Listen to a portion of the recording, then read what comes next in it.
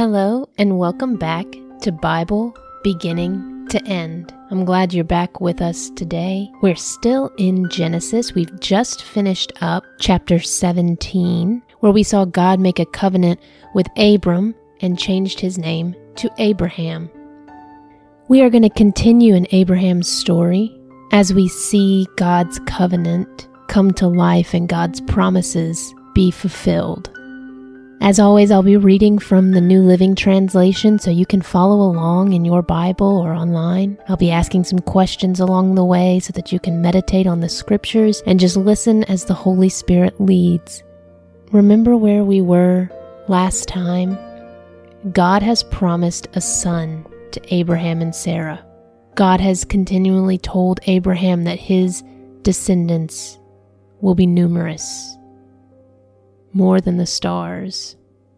We've seen a long road to that promise being fulfilled, but today, as we start in Genesis 18, we will see a son is promised to Sarah. So let's start in 18 verse 1. The Lord appeared again to Abraham near the oak grove belonging to Mamre. One day, Abraham was sitting at the entrance to his tent during the hottest part of the day. He looked up and noticed 3 men standing nearby. When he saw them, he ran to meet them and welcomed them, bowing low to the ground. Pause and ask yourself, why does he immediately run to welcome these men? What do you think it is about them that caused Abraham to have this reverence? Verse 3. "My Lord," he said, "if it pleases you, stop here for a while.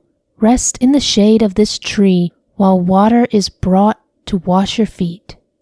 And since you've honored your servant with this visit, let me prepare some food to refresh you before you continue on your journey." "All right," they said, "do as you have said." So Abraham ran back to the tent and said to Sarah, "Hurry, get 3 large measures of your best flour, knead it into dough, and bake some bread." Then Abraham ran out to the herd and chose a tender calf and gave it to his servant, who quickly prepared it. When the food was ready, Abraham took some yogurt and milk and the roasted meat, and he served it to the men. As they ate, Abraham waited on them in the shade of the trees. "Where is Sarah, your wife?" the visitor asked. "She's inside the tent," Abraham replied. Then one of them said, "I will return to you about this time next year, and your wife Sarah will have a son." Sarah was listening to this conversation from the tent. Abraham and Sarah were both very old by this time, and Sarah was long past the age of having children. So she laughed silently to herself and said, "How could a worn-out woman like me enjoy such pleasure, especially when my master, my husband, is also so old?" Then the Lord said to Abraham, "Why did Sarah laugh? Why did she say, 'Can an old woman like me have a baby?' Is anything too hard for the Lord? I will return about this time next year, and Sarah will have a son." Sarah was afraid, so she denied it, saying, "I didn't laugh." But the Lord said, "No, you did laugh." Reflect on how Abraham treated the Lord when he came to visit him.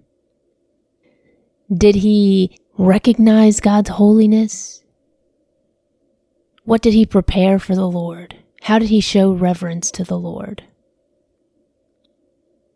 And then you have Sarah. We've talked about how many times God has promised a son to Abraham and Sarah, and they've waited and waited and waited. They're very old. Do you understand why they might have difficulty believing that at this old age they'll still have a son? Do we see some parallels between Sarah here denying that she laughed at the Lord's promise and the Garden of Eden, where Adam and Eve are hiding from the Lord after they've eaten the fruit? Why do you think Sarah laughed? Why do you think it said Sarah was afraid? And once the Lord said, "No, you did laugh," how do you think Sarah felt? Do you think she finally believed in the Lord? The next section is called Abraham Intercedes for Sodom. Verse 16. Then the men got up from their meal and looked out toward Sodom. As they left, Abraham went with them to send them on their way. "Should I hide my plan from Abraham?" the Lord asked. "For Abraham will certainly become a great and mighty nation, and all the nations of the earth will be blessed through him. I have singled him out so that he will direct his sons and their families to keep the way of the Lord by doing what is right and just. Then I will do for Abraham all that I have promised." So the Lord told Abraham, "I have heard a great outcry from Sodom and Gomorrah, because their sin is so flagrant. I am going down to see if their actions are as wicked as I have heard. If not, I want to know." The other men turned and headed toward Sodom, but the Lord remained with Abraham. Abraham approached him and said, "Will you sweep away both the righteous and the wicked? Suppose you find 50 righteous people living there in the city. Will you sweep it away and not spare it for their sakes? Surely you wouldn't do such a thing, destroying the righteous along with the wicked. Why, you would be treating the righteous and the wicked exactly the same. Surely you wouldn't do that. Should not the judge of all the earth do what is right?" And the Lord replied, "If I find 50 righteous people in Sodom, I will spare the entire city for their sake." Pause and ask yourself, what attribute of God is this revealing? Is this showing God's justice? Verse 27. Then Abraham spoke again, "Since I have begun, let me speak further to my Lord, even though I am but dust and ashes." Pause and ask yourself, why does Abraham use that phrase, dust and ashes, even though I am but dust and ashes? What is he doing? How is he posturing himself before the Lord as he speaks? Verse 28. Suppose there are only 45 righteous people rather than 50. Will you destroy the whole city for lack of 5? And the Lord said, I will not destroy it if I find 45 righteous people there. Then Abraham pressed his request further. Suppose there are only 40. And the Lord replied, I will not destroy it for the sake of the 40. Please don't be angry, my Lord. Abraham pleaded, let me speak. Suppose only 30 righteous people are found. And the Lord replied, I will not destroy it if I find 30. Then Abraham said, since I have dared to speak to the Lord, let me continue. Suppose there are only 20. And the Lord replied, then I will not destroy it for the sake of the 20. Finally, Abraham said, Lord, please don't be angry with me if I speak one more time. Suppose only 10 are found there. And the Lord replied, then I will not destroy it for the sake of the 10. When the Lord had finished his conversation with Abraham, he went on his way, and Abraham returned to his tent. Pause and think about this conversation between God and Abraham.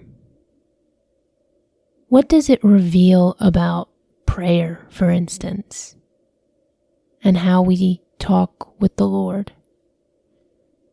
We know that God is all-powerful and all-knowing, and that his will is inevitably what will be done on earth.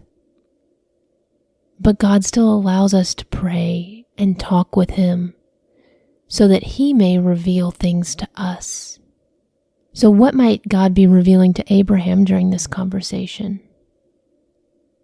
And how might this be a picture of God's justice and understanding? Chapter 19. Sodom and Gomorrah destroyed. That evening the two angels came to the entrance of the city of Sodom. Lot was sitting there, and when he saw them, he stood up to meet them. Then he welcomed them and bowed with his face to the ground. My lords, he said, come to my home to wash your feet and be my guests for the night. You may then get up early in the morning and be on your way again. So pause and compare how Lot responded to the angels with how Abraham responded to these same angels in the Lord previously. Did he show them hospitality? Did he recognize who they were? The rest of verse 2. Oh no, they replied. We'll just spend the night out here in the city square." But Lot insisted, so at last they went home with him. Lot prepared a feast for them, complete with fresh bread made without yeast, and they ate. But before they retired for the night, all the men of Sodom, young and old, came from all over the city and surrounded the house. They shouted to Lot, "Where are the men who came to spend the night with you? Bring them out so we can have sex with them." Pause and compare how Lot treated the angels versus how the rest of the citizens of Sodom treated them. How did Lot show them respect? And how did the citizens of Sodom show them disrespect? Verse 6. So Lot stepped outside to talk to them, shutting the door behind him. "Please, my brothers," he begged, "don't do such a wicked thing. Look, I have 2 virgin daughters. Let me bring them out to you, and you can do with them as you wish, but please leave these men alone, for they are my guests and are under my protection."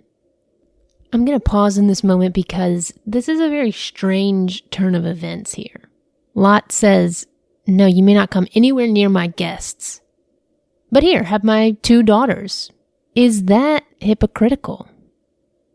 Does that show that Lot is also affected by sin? I actually do want to offer a little commentary for this because it is such a strange moment. And when I read it, I ask myself, what kind of father would offer up his 2 daughters to a mob of seemingly sex-crazed men standing outside of his house?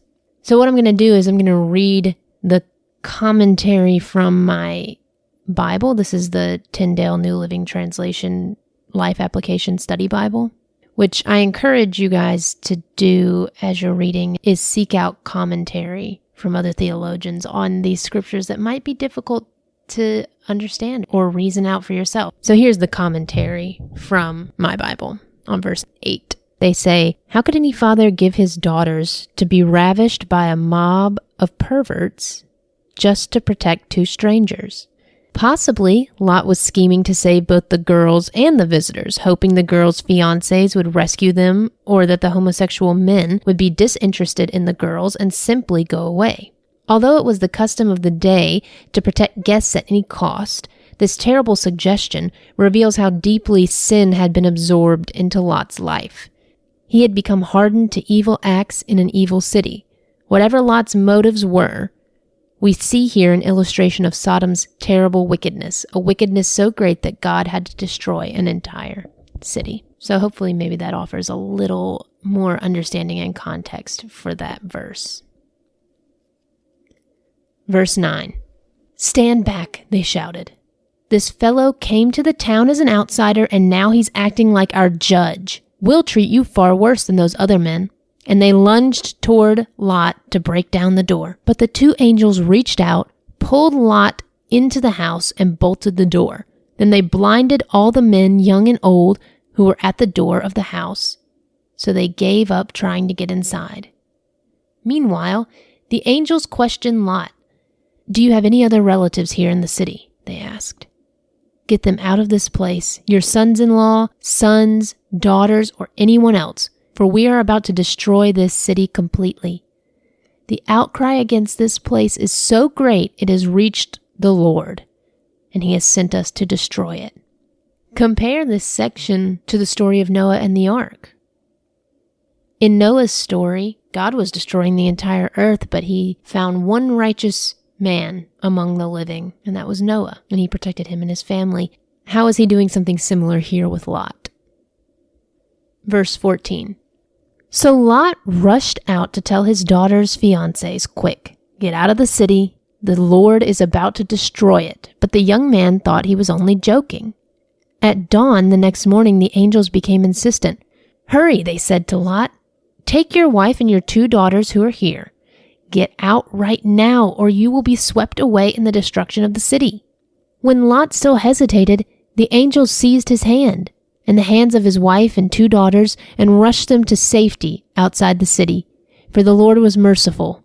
When they were safely out of the city, one of the angels ordered, 'Run for your lives and don't look back or stop anywhere in the valley. Escape to the mountains, or you will be swept away."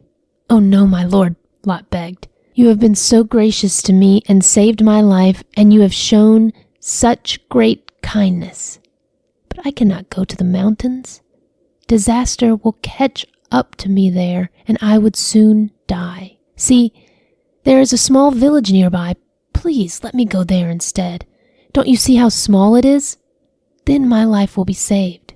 "All right," the angel said. "I will grant your request. I will not destroy the little village, but hurry, escape to it, for I can do nothing until you arrive there."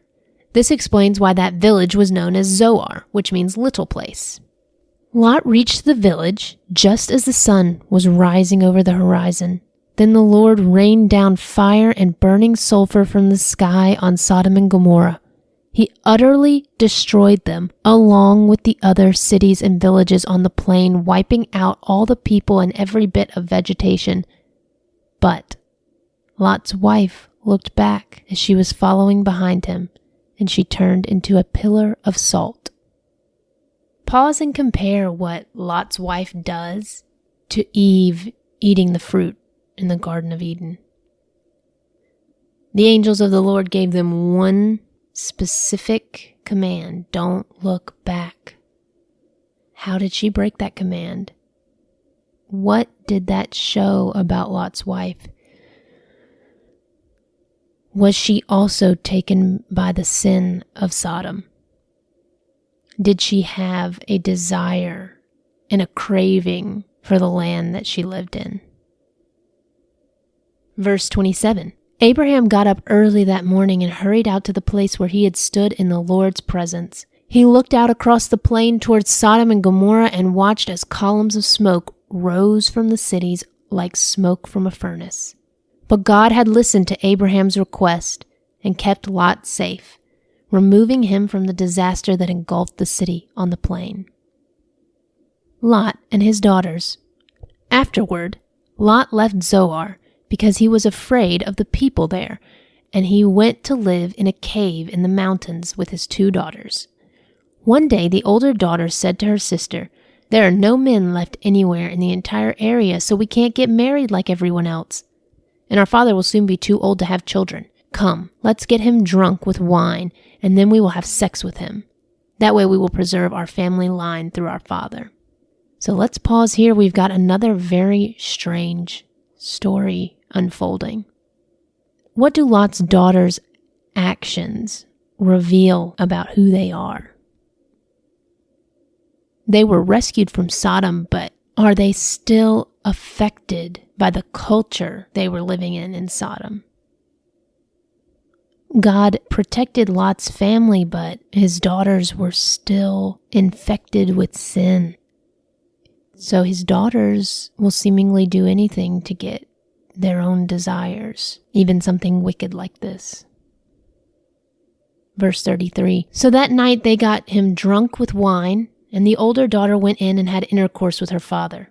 He was unaware of her lying down or getting up again. The next morning, the older daughter said to her younger sister, "I had sex with our father last night. Let's get him drunk with wine again tonight, and you go in and have sex with him. That way we will preserve our family line through our father." So that night, they got him drunk with wine again, and the younger daughter went in and had intercourse with him.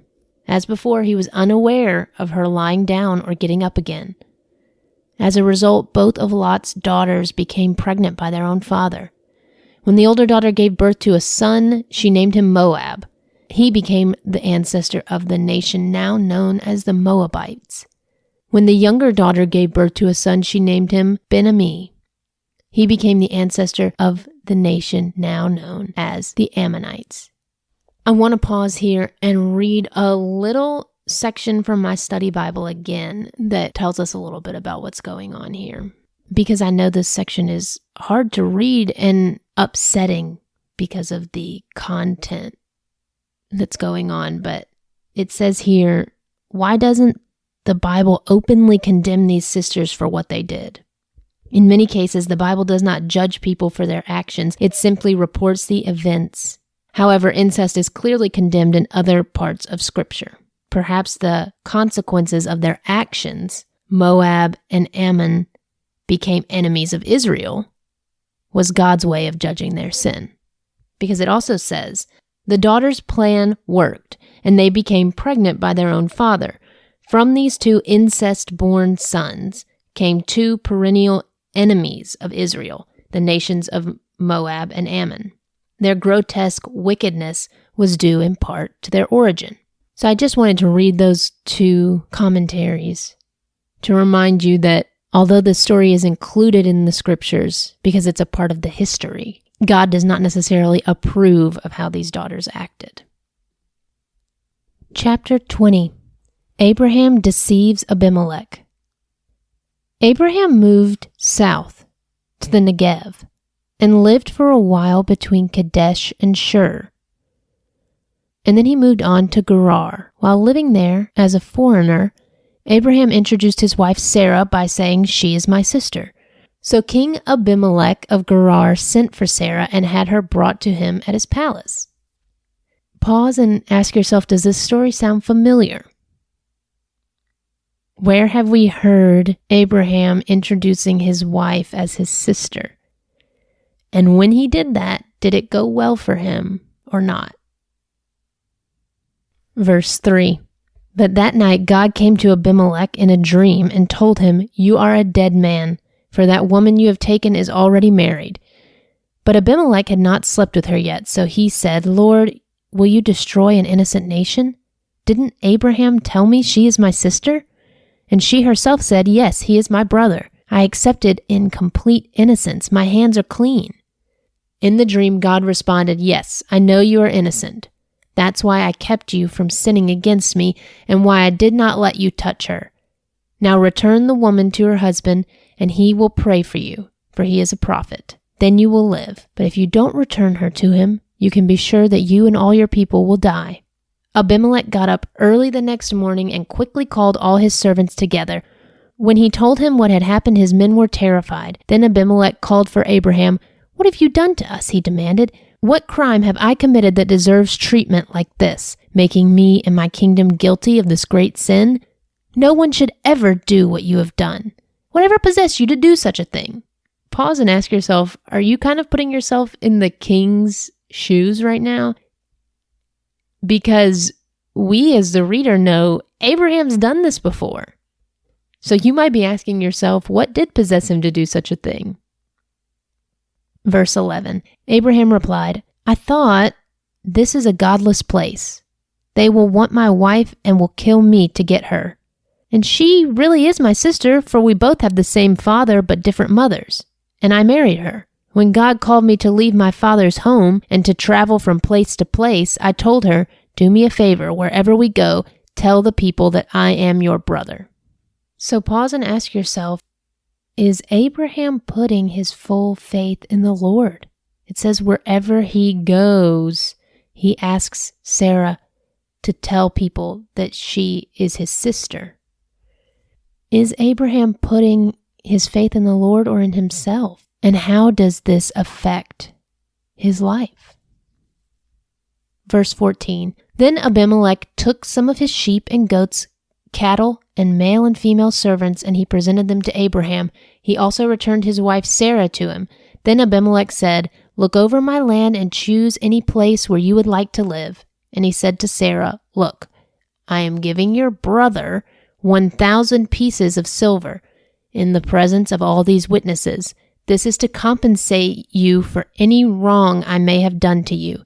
This will settle any claim against me, and your reputation is cleared." Then Abraham prayed to God, and God healed Abimelech, his wife, and his female servants, so they could have children. For the Lord had caused all women to be infertile because of what happened with Abraham's wife Sarah. Chapter 21. The birth of Isaac. The Lord kept his word and did for Sarah exactly what he had promised. She became pregnant, and she gave birth to a son for Abraham in his old age. This happened at just the time God had said it would, and Abraham named their son Isaac. 8 days after Isaac was born, Abraham circumcised him as God had commanded. Abraham was 100 years old when Isaac was born. And Sarah declared, "God has brought me laughter. All who hear about this will laugh at me." Who would have said to Abraham that Sarah would nurse a baby?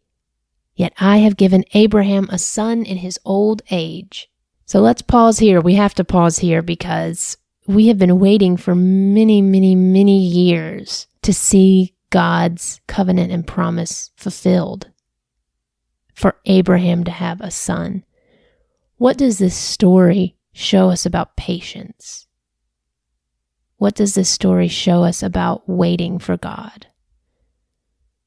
We saw Abraham make many missteps along the way, but did God leave him? Did God forsake him? The next section is Hagar and Ishmael are sent away. When Isaac grew up and was about to be weaned, Abraham prepared a huge feast to celebrate the occasion. But Sarah saw Ishmael, the son of Abraham, and her Egyptian servant Hagar, making fun of her son Isaac. So she turned to Abraham and demanded, "Get rid of that slave woman and her son. He is not going to share the inheritance with my son Isaac. I won't have it." This upset Abraham very much because Ishmael was his son. But God told Abraham, "Do not be upset over the boy and your servant. Do whatever Sarah tells you, for Isaac is the son through whom your descendants will be counted. But I will also make a nation of the descendants of Hagar's son because he is your son too." So pause there and ask yourself, what does this show about God? Remember who Hagar called God. She called him the one who sees me. Verse 14. So Abraham got up early the next morning, prepared food in a container of water, and strapped them on Hagar's shoulders. Then he sent her away with their son, and she wandered aimlessly in the wilderness of Beersheba. When the water was gone, she put the boy in the shade of a bush. Then she went and sat down by herself about 100 yards away. "I don't want to watch the boy die," she said as she burst into tears. But God heard the boy crying, and the angel of God called to Hagar from heaven, "Hagar, what's wrong? Do not be afraid. God has heard the boy crying as he lies there. Go to him and comfort him, for I will make a great nation from his descendants." Then God opened Hagar's eyes, and she saw a well full of water. She quickly filled her water container and gave the boy a drink. And God was with the boy as he grew up in the wilderness. He became a skillful archer, and he settled in the wilderness of Paran. His mother arranged for him to marry a woman from the land of Egypt. So how does this section, this story about Hagar and Ishmael, show us that God is the one who sees us? Does God forget any of us? The next section is Abraham's covenant with Abimelech. About this time, Abimelech came with Phicol, his army commander, to visit Abraham. "God is obviously with you, helping you in everything you do," Abimelech said. "Swear to me in God's name that you will never deceive me, my children, or any of my descendants. I have been loyal to you. So now swear that you will be loyal to me and to this country where you are living as a foreigner." Abraham replied, "Yes, I swear to it." Then Abraham complained to Abimelech about a well that Abimelech's servant had taken by force from Abraham's servant. "This is the first I've heard of it," Abimelech answered. "I have no idea who is responsible. You have never complained about this before." Abraham then gave some of his sheep, goats, and cattle to Abimelech, and they made a treaty. But Abraham also took 7 additional female lambs and set them off by themselves. Abimelech asked, "Why have you set these 7 apart from the others?" Abraham replied, "Please accept these 7 lambs to show your agreement that I dug this well." Then he named the place Beersheba, which means well of the oath, because that was where they had sworn the oath. After making their covenant at Beersheba, Abimelech left with Phicol, the commander of the army, and they returned home to the land of the Philistines. Then Abraham planted a tamarisk tree at Beersheba, and there he worshipped the Lord, the eternal God. And Abraham lived as a foreigner in Philistine country for a long time. This next chapter is a very famous section where Abraham's faith is tested. As always with these familiar passages, I ask you to look at them with fresh eyes. We're reading this in context of this full story. So as we go into the story of Abraham's faith being tested, let's remember it in the context of everything we've heard so far. Chapter 22. Sometime later, God tested Abraham's faith. "Abraham," God called. "Yes," he replied, "here I am." take your son, your only son, yes, Isaac, whom you love so much, and go to the land of Moriah. Go and sacrifice him as a burnt offering on one of the mountains which I will show you. Okay, right off the bat, we're going to stop and pause because who has Abraham been waiting for this whole time? His son Isaac. And who is God asking him to sacrifice? How do you think Abraham feels? Verse 3. The next morning Abraham got up early. He saddled his donkey and took 2 of his servants with him along with his son Isaac. Then he chopped wood for a fire for a burnt offering and set out for the place God had told him about. Pause and ask yourself, how quickly did Abraham respond to God's test? Did he wait or did he immediately do what the Lord had asked? Verse 4. On the 3rd day of the journey, Abraham looked up and saw the place in the distance. Stay here with the donkey, Abraham told the servants. The boy and I will travel a little farther. We will worship there, and then we will come right back. So Abraham placed the wood for the burnt offering on Isaac's shoulders, while he himself carried the fire and the knife as the 2 of them walked together. Isaac turned to Abraham and said, Father? Yes, my son, Abraham replied. We have the fire and the wood, the boy said. But where is the sheep for the burnt offering? God will provide a sheep for the burnt offering, my son, Abraham answered, and they both walked on together. Pause and ask yourself what might be going through Abraham's mind. After all this time waiting for a son, trying to go around the Lord to get a son, and finally trusting in the Lord and the Lord providing what he promised. Do you think that Abraham trusts that the Lord will protect Isaac? Remind yourself of the promise God has made to Abraham many times. Isaac is through whom your descendants will come. But now God is asking Abraham to sacrifice Isaac? Let's see how this plays out. Verse 9. Also, as you're reading this section, I want you to be thinking forward, if you know the story already, of Jesus dying on the cross. That's coming in the New Testament. It's the pinnacle, the most important story for us today. But I want you to compare Isaac's sacrifice with Jesus and his crucifixion. Verse 9. When they arrived at the place where God had told him to go, Abraham built an altar and arranged the wood on it. Then he tied his son Isaac and laid him on the altar on top of the wood. And Abraham picked up the knife to kill his son as a sacrifice. At that moment, the angel of the Lord called to him from heaven, Abraham, Abraham.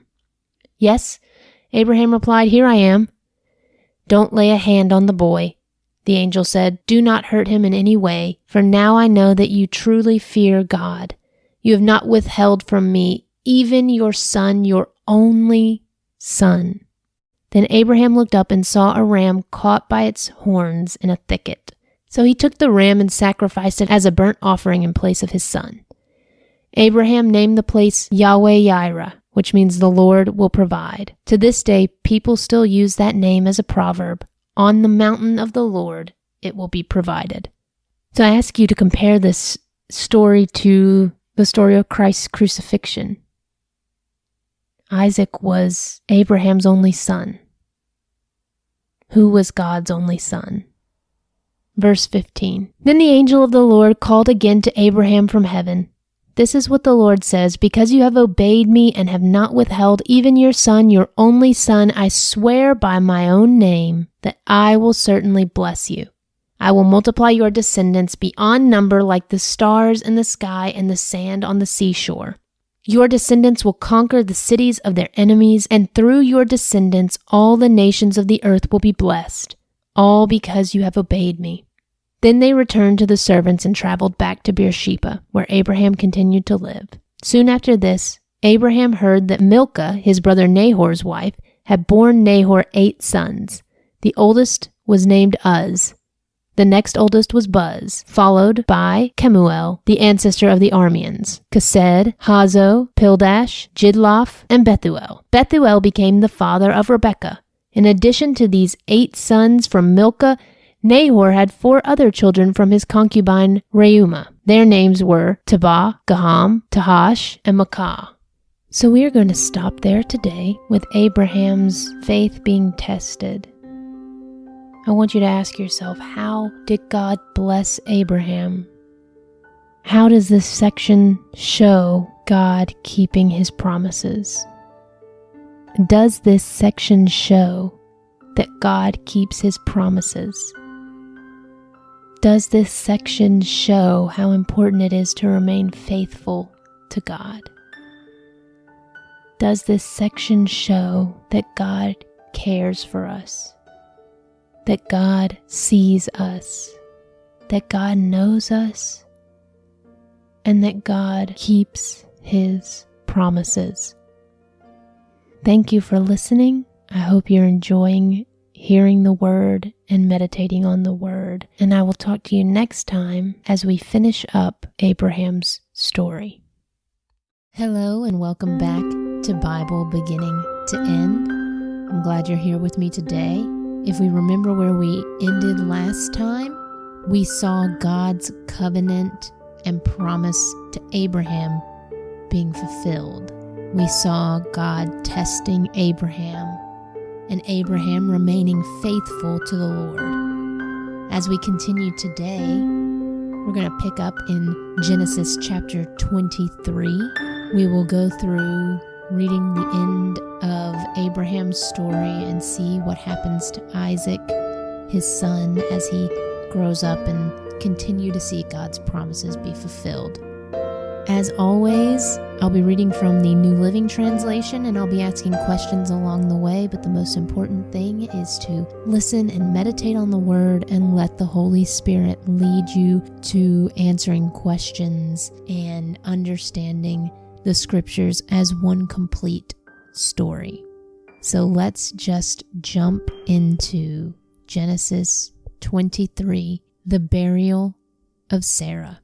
When Sarah was 127 years old, she died at Kiriath Arba, now called Hebron, in the land of Canaan.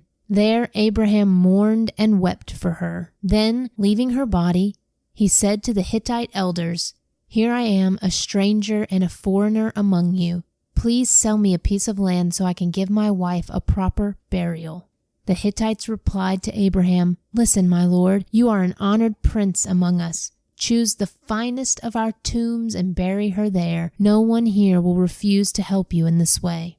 Then Abraham bowed low before the Hittites and said, "Since you are willing to help me in this way, be so kind as to ask Ephron, son of Zohar, to let me buy his cave at Machpelah, down at the end of his field. I will pay full price in the presence of witnesses, so I will have a permanent burial place for my family." Ephron was sitting there among the others, and he answered Abraham as the others listened, speaking publicly before all the Hittite elders of the town. "No, my lord," he said to Abraham, "please listen to me. I will give you the field and the cave. Here in the presence of my people, I give it to you. Go and bury your dead." So pause and ask yourself why these people are being so generous with Abraham. And also ask yourself, how important is burial and respect for the dead in this society? Verse 12. Abraham again bowed low before the citizens of the land, and he replied to Ephron as everyone listened, "No, listen to me. I will buy it from you. Let me pay full price for the field so I can bury my dead there." So pause and ask yourself about this exchange. They want to give the land to Abraham, but why do you think Abraham is insisting that he pay full price for the land? Verse 14, Ephron answered Abraham, "My lord, please listen to me. The land is worth 400 pieces of silver. But what is that between friends? Go ahead and bury your dead." So Abraham agreed to Ephron's price and paid the amount he suggested, 400 pieces of silver, weighed according to the market standard. The Hittite elder witnessed the transaction. So Abraham bought the plot of land belonging to Ephron at Machpelah, near Mamre. This included the field itself, the cave that was in it, and all the surrounding trees. It was transferred to Abraham as his permanent possession in the presence of the Hittite elders at the city gate. Then Abraham buried his wife Sarah there in Canaan, in the cave of Machpelah near Mamre, also called Hebron. So the field and the cave were transferred from the Hittites to Abraham for use as a permanent burial place. So before we transition into chapter 24, let's take a moment to remember Sarah. How important her life was to Abraham and to the Lord. What promises were fulfilled through Sarah in relation to Abraham. Just remember her journey and her story as it relates to our Christian history. Chapter 24. A wife for Isaac. Abraham was now a very old man, and the Lord had blessed him in every way. One day Abraham said to his oldest servant, the man in charge of his household, "Take an oath by putting your hand under my thigh. Swear by the Lord, the God of heaven and earth, that you will not allow my son to marry one of these local Canaanite women. Go instead to my homeland, to my relatives, and find a wife there for my son Isaac." The servant asked, "But what if I can't find a young woman who is willing to travel so far from home? Should I then take Isaac there to live among your relatives in the land you came from?" "No," Abraham responded. "Be careful never to take my son there. For the Lord, the God of heaven, who took me from my father's house and my native land, solemnly promised to give this land to my descendants. He will send his angel ahead of you, and he will see to it that you find a wife there for my son. If she is unwilling to come back with you, then you are free from this oath of mine, but under no circumstances are you to take my son there." Pause and think about Abraham's words and the directions that he's giving to his servant. Why do you think that he is taking his son's marriage so seriously and being so specific about every instruction on where and how Isaac should find a wife? Remember God's promise and God's covenant that he made with Abraham. What did that include? What did that entail? Who did that include? Verse 9. So the servant took an oath by putting his hand under the thigh of his master Abraham. He swore to follow Abraham's instructions. Then he loaded 10 of Abraham's camels with all kinds of expensive gifts from his master, and he traveled to distant Aram Naharaim. There he went to the town where Abraham's brother Nahor had settled. He made the camels kneel beside a well just outside the town. It was evening, and the women were coming out to draw water. "O Lord, God of my master Abraham," he prayed, "please give me success today and show unfailing love to my master Abraham. See, I am standing here beside this spring, and the young women of the town are coming out to draw water. This is my request. I will ask one of them, 'Please give me a drink from your jug.' If she says, 'Yes, have a drink, and I will water your camels too,' let her be the one you have selected as Isaac's wife. This is how I will know you have shown unfailing love to my master." So pause and ask yourself, in choosing Isaac's wife and finding a wife for Isaac, are Abraham and his servant doing the work themselves? Or are they appealing to the Lord and making sure every decision they make is guided by the Lord and in line with his will? Verse 15. Before he had finished praying, he saw a young woman named Rebekah coming out with her water jug on her shoulder. She was the daughter of Bethuel, who was the son of Abraham's brother Nahor, and his wife Milcah. Rebekah was very beautiful and old enough to be married, but she was still a virgin. She went down to the spring, filled her jug, and came up again. Running over to her, the servant said, "Please give me a drink of water from your jug." "Yes, my lord," she answered. "Have a drink." And she quickly lowered her jug from her shoulder and gave him a drink. When she had given him a drink, she said, "I'll draw water for your camels too, until they have had enough to drink." So she quickly emptied her jug into the watering trough and ran back to the well to draw water for all his camels. The servant watched her in silence, wondering whether or not the Lord had given him success in his mission. Then, at last, when the camels had finished drinking, he took out a gold ring for her nose and 2 large gold bracelets for her wrist. "Whose daughter are you?" he asked. "And please tell me, would your father have any room to put us up for the night?" "I am the daughter of Bethuel," she replied. "My grandparents are Nahor and Milcah. Yes, we have plenty of straw and feed for the camels, and we have room for guests." The man bowed low and worshipped the Lord. "Praise the Lord, the God of my master, Abraham," he said. "The Lord has shown unfailing love and faithfulness to my master, for he has led me to my master's relatives." So pause and ask yourself, did the Lord fulfill his promise? And what was the servant's reaction immediately after he realized that the promise was fulfilled? Verse 28. The young woman ran home to tell her family everything that had happened. Now Rebekah had a brother named Laban, who ran out to meet the man at the spring. He had seen the nose ring and the bracelets on his sister's wrist, and had heard Rebekah tell what the man had said. So he rushed out to the spring, where the man was still standing beside his camels. Laban said to him, "Come and stay with us, you who are blessed by the Lord.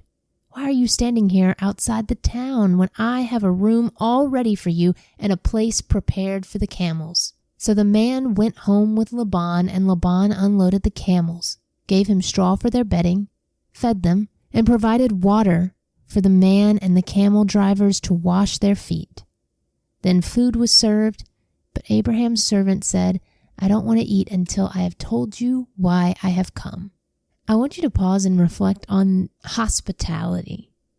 Hospitality is something that we see a lot in the Old Testament and in the Bible in general.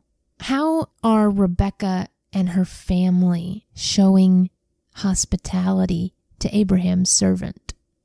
What does that look like?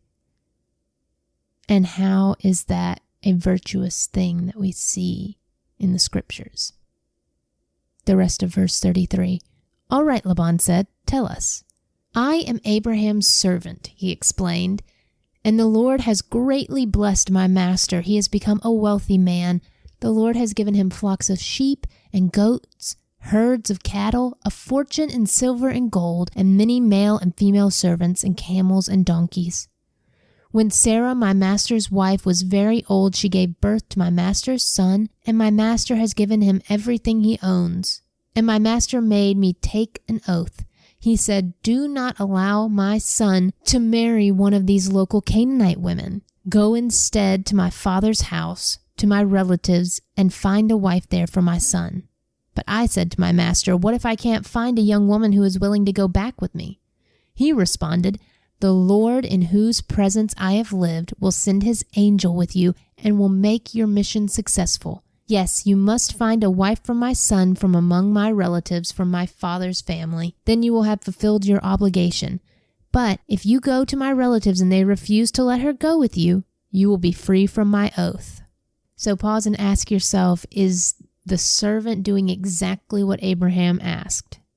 Is he fulfilling his promise to Abraham? Is he relaying in truthfulness everything that Abraham has told him? How is he showing his faithfulness?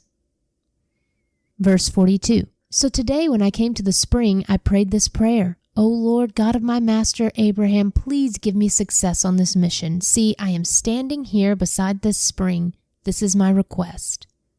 When a woman comes to draw water, I will say to her, please give me a little drink of water from your jug. If she says, yes, have a drink, and I will draw water for your camels too. Let her be the one you have selected to be the wife of my master's son.' Before I had finished praying in my heart, I saw Rebekah come out with her water jug on her shoulder. She went down to the spring and drew water, so I said to her, please give me a drink. She quickly lowered her jug from her shoulder and said, yes, have a drink, and I will water your camels too. So I drank, and then she watered the camels. Then I asked, whose daughter are you? She replied, I am the daughter of Bethuel, and my grandparents are Nahor and Milcah. So I put the ring on her nose and the bracelets on her wrists. Then I bowed low and worshipped the Lord. I praised the Lord, the God of my master Abraham, because he had led me straight to my master's niece to be his son's wife. So tell me, will you or won't you show unfailing love and faithfulness to my master? Please tell me yes or no, and then I'll know what to do next." Pause and reflect on how openly and unashamedly Abraham's servant is talking about God's goodness here. The servant has prayed, and God has answered his prayer and provided in the exact way that God needed to provide. And Abraham's servant is giving credit where credit is due. And ask yourself, is it often difficult for you to be as open and excited and unashamed about how God has shown goodness in your life?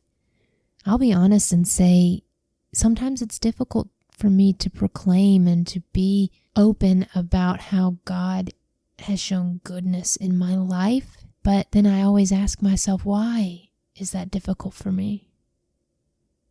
It is the truth. It is how I experience God, and I see his goodness and his provision every day. So I see this servant's tenacity, and it's an inspiring thing. It's something that's a beautiful character trait we see played out in the Bible that I think is worth emulating. So think about times in your life when you've been quick to give God the credit and the glory, and then also think about times in your life when it's been difficult to put God first. Verse 50. Then Laban and Bethuel replied, "The Lord has obviously brought you here, so there is nothing we can say. Here is Rebekah, take her and go. Yes, let her be the wife of your master's son, as the Lord has directed." When Abraham's servant heard their answer, he bowed down to the ground and worshipped the Lord. Then he brought out silver and gold jewelry and clothing and presented them to Rebekah. He also gave expensive presents to her brother and mother. Then they ate their meal, and the servant and the men with him stayed there overnight.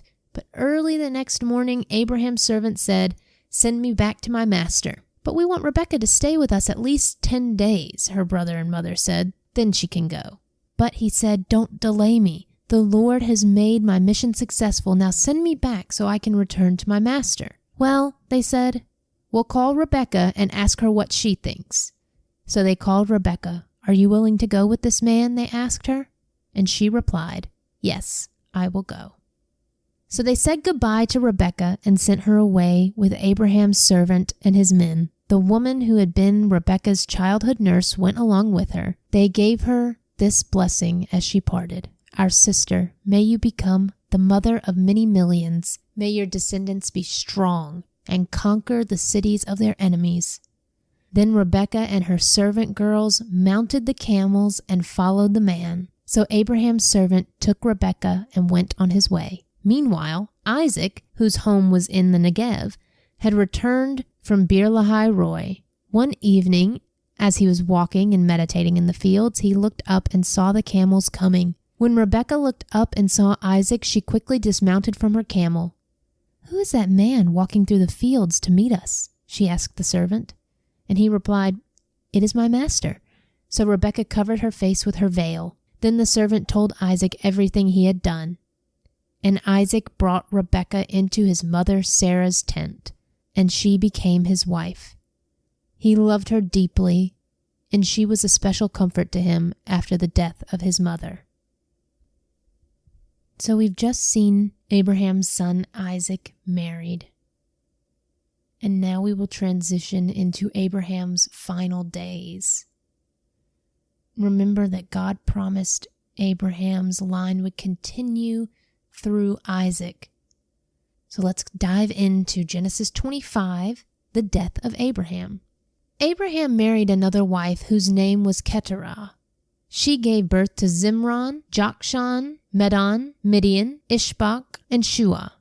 Jokshan was the father of Sheba and Dedan. Dedan's descendants were the Asherites, Letushites, and Laimites. Midian's sons were Ephah, Epher, Hanok, Abida, and Eldah. These were all descendants of Abraham through Keturah. Abraham gave everything he owned to his son Isaac. But before he died, he gave gifts to the sons of his concubines and sent them off to a land in the east away from Isaac. Abraham lived for 175 years, and he died at a ripe old age, having lived a long and satisfying life. He breathed his last and joined his ancestors in death. His sons Isaac and Ishmael buried him in the cave of Machpelah near Mamre in the field of Ephron, son of Zohar the Hittite. This was the field Abraham had purchased from the Hittites and where he had buried his wife Sarah. After Abraham's death, God blessed his son Isaac, who settled near Beer-lahai-roi in the Negev. So let's pause and just remember Abraham's story.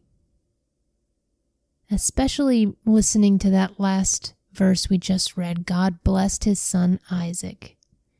How is that showing God's promises and God's covenant being kept and being fulfilled? The next section is Ishmael's descendants. Verse 12. This is the account of the family of Ishmael, the son of Abraham through Hagar, Sarah's Egyptian servant. Here is a list by their names and clans of Ishmael's descendants. The oldest was Nebaioth, followed by Kedar, Adbeel, Mibsam, Mishma, Duma, Massa, Hadad, Tema, Jeter, Naphish, and Kedema. These 12 sons of Ishmael became the founders of the 12 tribes named after them, listed according to the places they settled and camped. Ishmael lived for 137 years. Then he breathed his last and joined his ancestors in death. Ishmael's descendants occupied the region from Havilah to Shur, which is east of Egypt, in the direction of Asher. There they lived in open hostility toward all their relatives. The birth of Esau and Jacob. This is the account of the family of Isaac, the son of Abraham.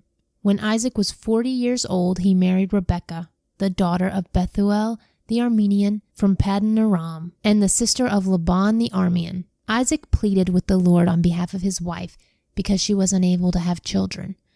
The Lord answered Isaac's prayer, and Rebekah became pregnant with twins. But the two children struggled with each other in her womb. So she went to ask the Lord about it. "Why is this happening to me?" she asked. And the Lord told her, "The sons in your womb will become two nations. From the very beginning, the two nations will be rivals. One nation will be stronger than the other, and your older son will serve your younger son." And when the time came to give birth, Rebekah discovered that she did indeed have twins. The first was very red at birth and covered with thick hair like a fur coat, so they named him Esau. Then the other twin was born with his hand grasping Esau's heel, so they named him Jacob. Isaac was 60 years old when the twins were born. So pause and reflect on this section about Esau and Jacob, because they are going to be very important characters in the coming chapters. What is different about their birth? Think about the normal way things were done during this time. Who received the inheritance and the blessing? It was usually the firstborn son. But who does the Lord say will serve the other when he talks about Rebekah's twins? He said, "Your older son will serve your younger son." And then when they are born, what is symbolic about Jacob grasping Esau's heel? Like I said, just think about what's different between these two sons. What does the Lord say will happen, and what do you predict will happen? The next section is Esau sells his birthright. As the boys grew up, Esau became a skillful hunter. He was an outdoorsman, but Jacob had a quiet temperament, preferring to stay at home.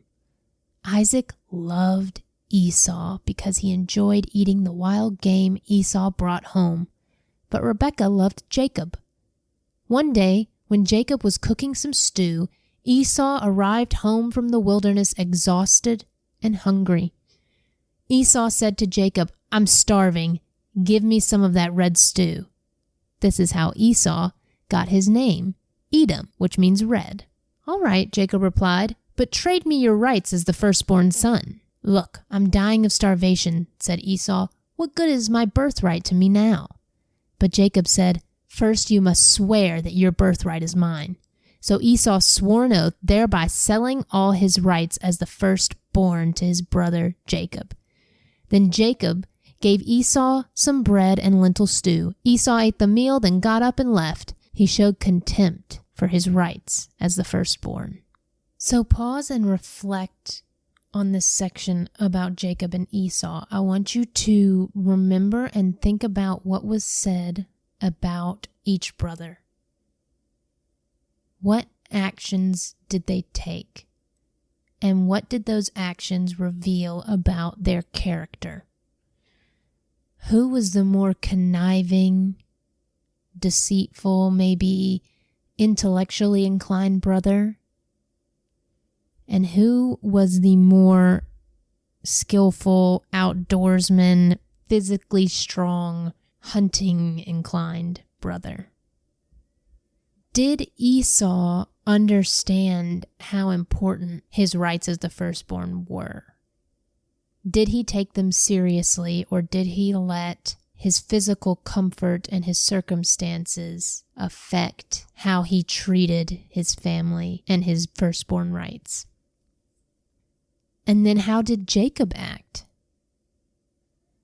Did he respect his brother, or was he deceitful? Again, what do these things reveal about their character, and how do you think this is going to affect their story moving forward?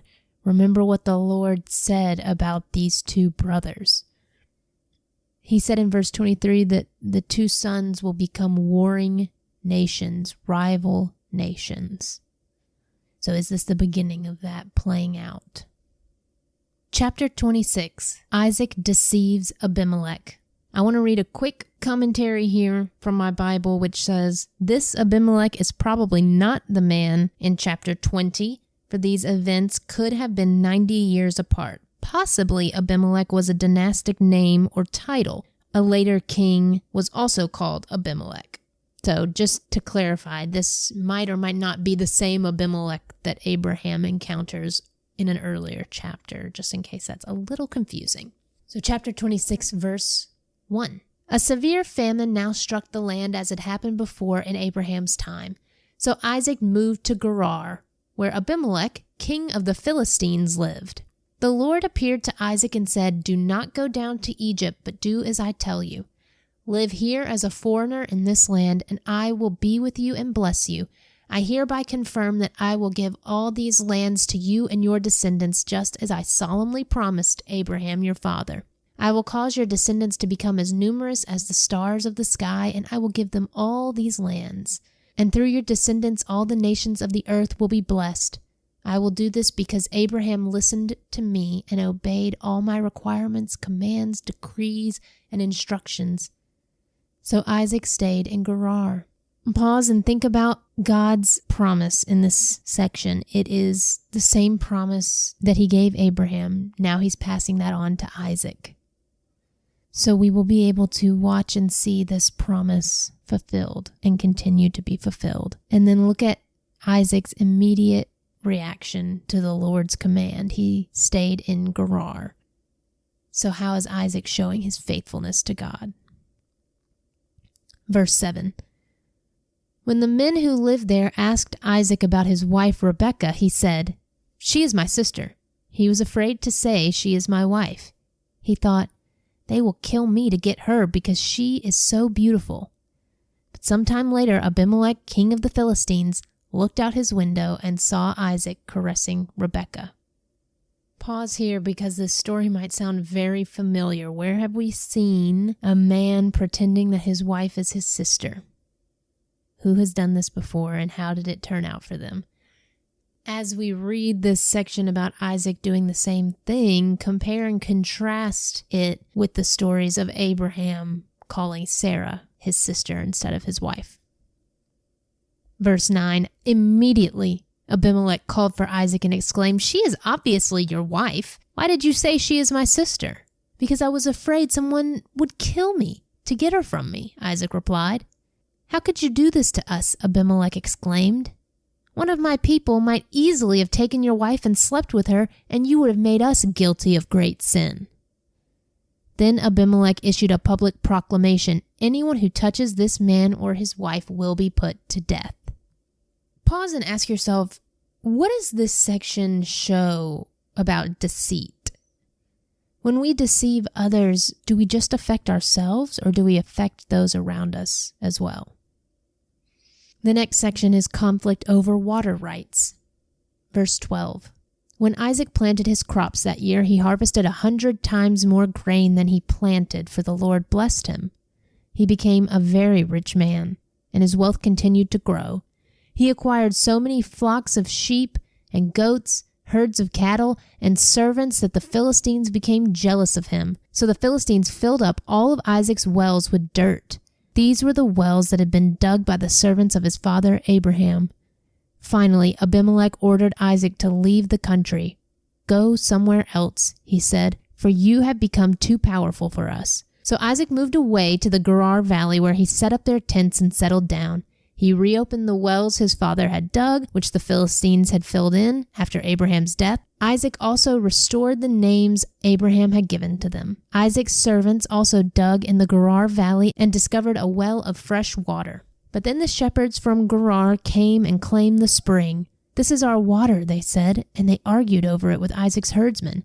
So Isaac named the well Esek, which means argument. Isaac's men then dug another well, but again there was a dispute over it.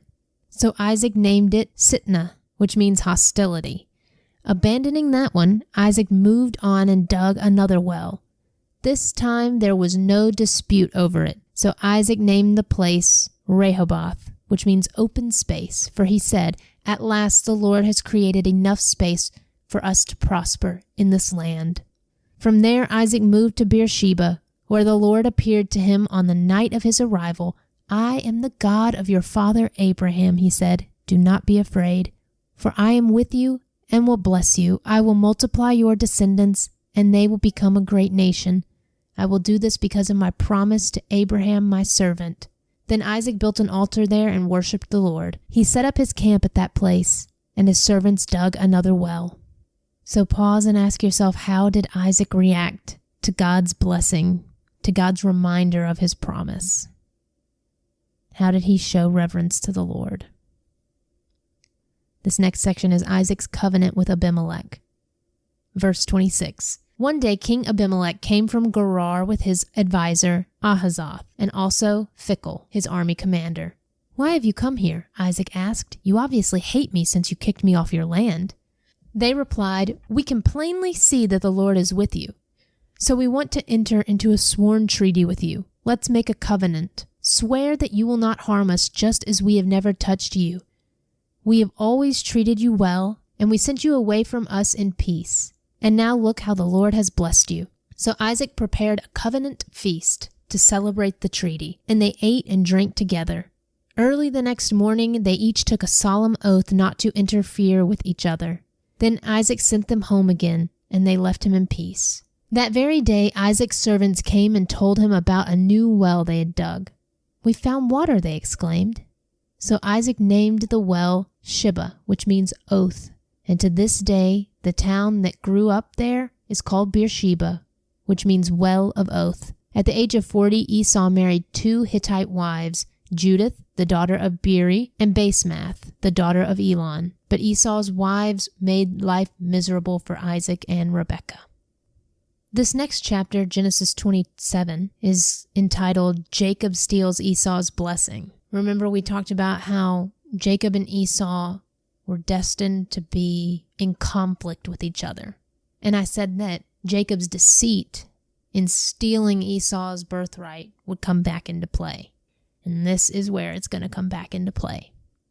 So chapter 27, verse 1. One day when Isaac was old and turning blind, he called for Esau, his older son, and said, "My son." "Yes, father," Esau replied. "I am an old man now," Isaac said, "and I don't know when I may die. Take your bow and a quiver full of arrows and go out into the open country to hunt some wild game for me. Prepare my favorite dish and bring it here for me to eat. Then I will pronounce the blessing that belongs to you, my firstborn son, before I die. But Rebekah overheard what Isaac had said to his son Esau. So when Esau left to hunt for the wild game, she said to her son Jacob, "Listen, I overheard your father say to Esau, 'Bring me some wild game and prepare me a delicious meal. Then I will bless you in the Lord's presence before I die.' Now my son, listen to me, do exactly as I tell you. Go out to the flock and bring me 2 fine young goats. I'll use them to prepare your father's favorite dish. Then take the food to your father so he can eat it and bless you before he dies." "But look," Jacob replied to Rebekah, "my brother Esau is a hairy man and my skin is smooth. What if my father touches me? He'll see that I'm trying to trick him, and then he'll curse me instead of blessing me." But his mother replied, "Then let the curse fall on me, my son. Just do what I tell you. Go out and get the goats for me." So Jacob went out and got the goats for his mother. Rebekah took them and prepared a delicious meal just the way Isaac liked it. Then she took Esau's favorite clothes, which were there in the house, and gave them to her younger son Jacob. She covered his arms and the smooth part of his neck with the skin of the young goats. Then she gave Jacob the delicious meal, including freshly baked bread. Okay, so pause and reflect on this scheme that Rebekah and Jacob have devised. Earlier, when we heard about Jacob and Esau's birth, it said that Isaac favored Esau and Rebekah favored Jacob. How has that favoritism played out? Rebekah favored Jacob, and what is she willing to do to her own husband to get Jacob this blessing? And does Jacob take any issue with his mother's request or desire to deceive Isaac? Or does he just go along with whatever she says to get this blessing? What does that show about Jacob's character? What does that show about Rebekah's character? And also remind yourself of the conversation Rebekah had with God. What did God say to her? He said, "Your older son will serve the younger son." So God had already promised to Rebekah that Jacob would be the one to inherit and lead. Is she trusting the Lord right here? Or is she taking matters into her own hands? Verse 18. So Jacob took the food to his father. "My father," he said. "Yes, my son," Isaac answered. "Who are you, Esau or Jacob?" Jacob replied, "It's Esau, your firstborn son. I've done as you told me. Here is the wild game. Now sit up and eat it so you can give me your blessing." Isaac asked, "How did you find it so quickly, my son?" "The Lord your God put it in my path," Jacob replied. Reflect on these lies Jacob is telling Isaac. Who is he bringing into his deceit? His mother is involved, he's involved, and now he's even using God's name to fulfill this deceitful plan. Verse 21. Then Isaac said to Jacob, "Come closer so I can touch you and make sure that you really are Esau." So Jacob went closer to his father and Isaac touched him. "The voice is Jacob's, but the hands are Esau's," Isaac said. But he did not recognize Jacob because Jacob's hands felt hairy just like Esau's. So Isaac prepared to bless Jacob. "But are you really my son Esau?" he asked. "Yes, I am," Jacob replied. Then Isaac said, "Now my son, bring me the wild game, let me eat it, and then I will give you my blessing." So Jacob took the food to his father, and Isaac ate it. He also drank the wine that Jacob served him. Then Isaac said to Jacob, "Please come a little closer and kiss me, my son." So Jacob went over and kissed him, and when Isaac caught the smell of his clothes, he was finally convinced, and he blessed his son. He said, "Ah, the smell of my son is like the smell of the outdoors, which the Lord has blessed. From the dew of heaven and the richness of the earth, may God always give you abundant harvests of grain and bountiful new wine. May many nations become your servants, and may they bow down to you. May you be the master over your brothers, and may your mother's sons bow down to you. All who curse you will be cursed, and all who bless you will be blessed."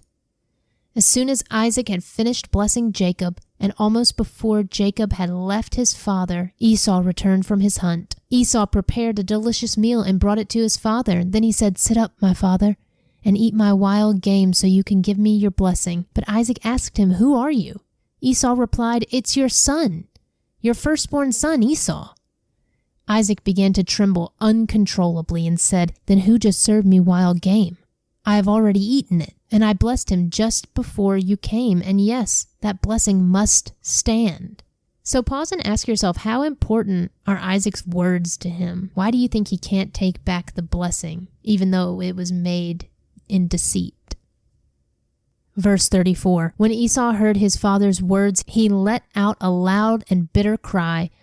"Oh, my father, what about me? Bless me too," he begged. But Isaac said, "Your brother was here and he tricked me.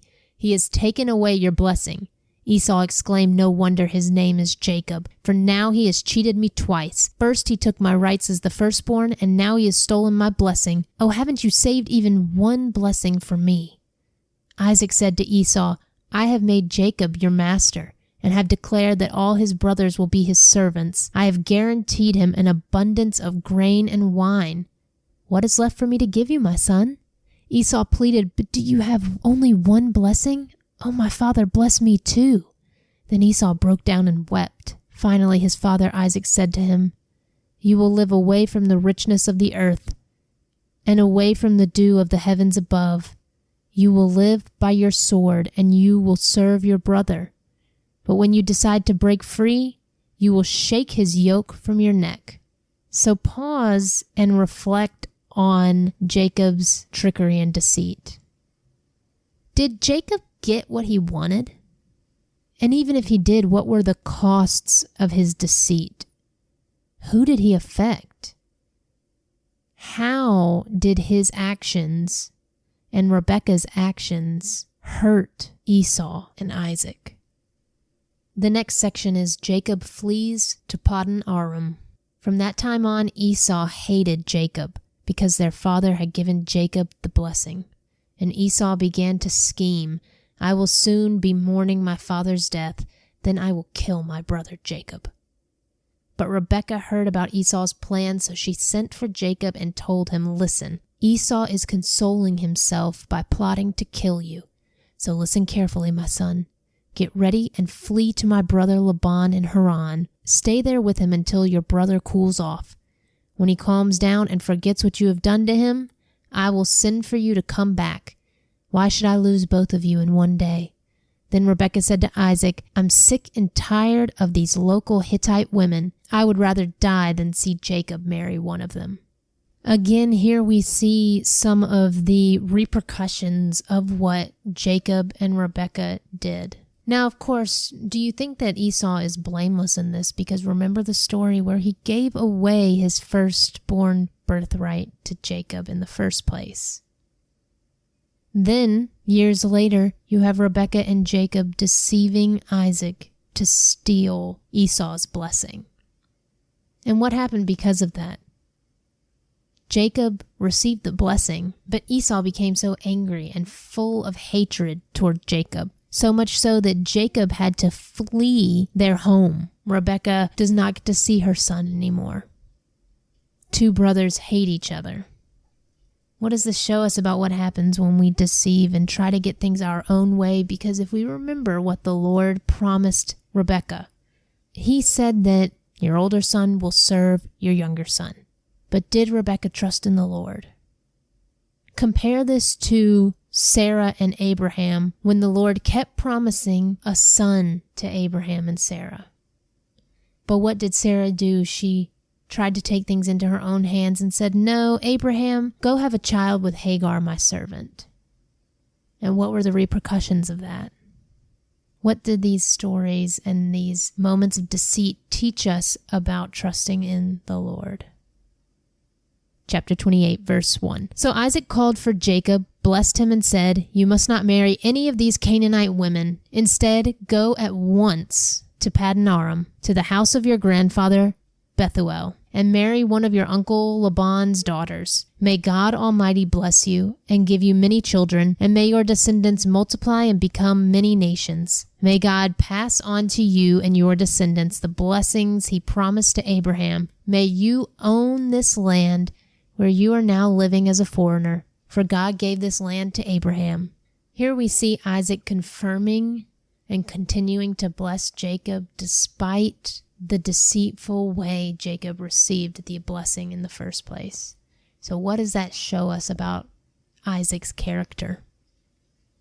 Verse 5. So Isaac sent Jacob away and went to Paddan-aram to stay with his uncle Laban, his mother's brother, the son of Bethuel the Aramean. Esau knew that his father Isaac had blessed Jacob and sent him to Paddan-aram to find a wife, and that he had warned Jacob, "You must not marry a Canaanite woman." He also knew that Jacob had obeyed his parents and gone to Paddan-aram. It was now very clear to Esau that his father did not like the local Canaanite women. So Esau visited his uncle Ishmael's family and married one of Ishmael's daughters, in addition to the wives he already had.